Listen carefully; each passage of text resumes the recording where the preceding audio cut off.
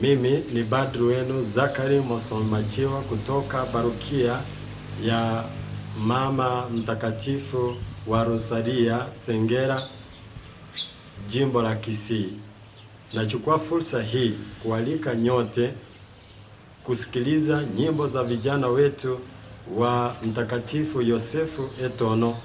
Ni nyimbo nzuri za kumsifu Mwenyezi Mungu.